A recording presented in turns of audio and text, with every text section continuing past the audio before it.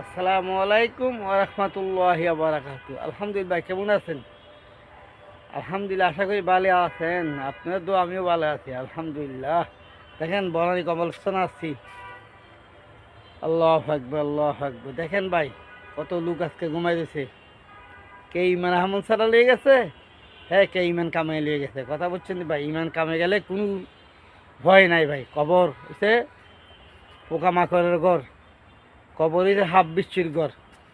কথা বলছেন, আমি অল্প সময় ইমান আমল নিয়ে আসছি, আমার কোনো ভয় নাই। কথা বলছেন ভাই, দেখেন কত লোক আজকে ঘুমাই দিয়েছে, কবরবাসী হয়ে গেছে। আল্লাহ আকবার, আল্লাহ।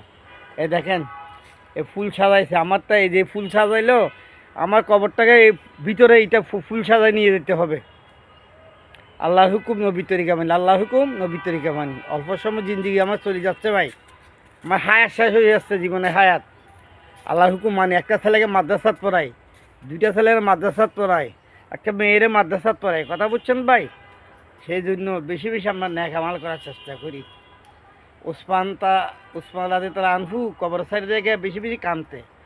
তো এক সাহাবি বলে, ওসমান আপনি জান্নাতের কথা শুনলো কাদাগারি করেন না, আর জাহান্নামের কথা শুনলো কাদাগারি করেন না, আর কারি আপনি কবর সাথে আসতে এত কান্দাকান্দি করেন কেন?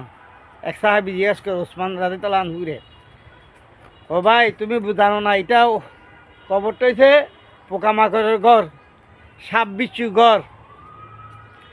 হ্যাঁ, এখানে ইমান আমল নিয়ে আসতে বলে কবরে ভালো ব্যবহার করবে, আর ইমান ছাড়া আসলে আমার লোকে খারাপ ব্যবহার করবে। সেই জন্য এই কবর আমার তো আসতে হবে, আমার চোখের পানি আমার। হ্যাঁ, আমি যে ইমান নিয়ে এ কবর ঢুকতে পারলাম না, ওইটা আমার টার্গেট, আর কোনো টার্গেট নেই।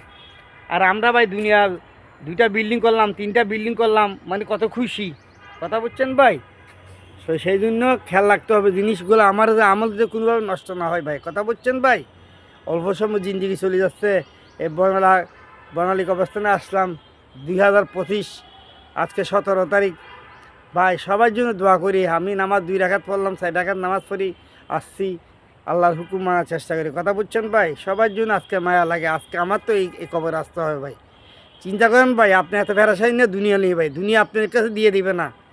ভালো ছেলে লাগি গেলে আপনার জন্য দোয়া করবে, আর খারাপ ছেলে লাগি গেলে আপনার কি, আপনার মনে করেন কোন সময় আপনি মরছেন, ওই কবরে আপনার কি কবে বাক করবে, সেই জন্য আপনার সম্পত্তি দূরে।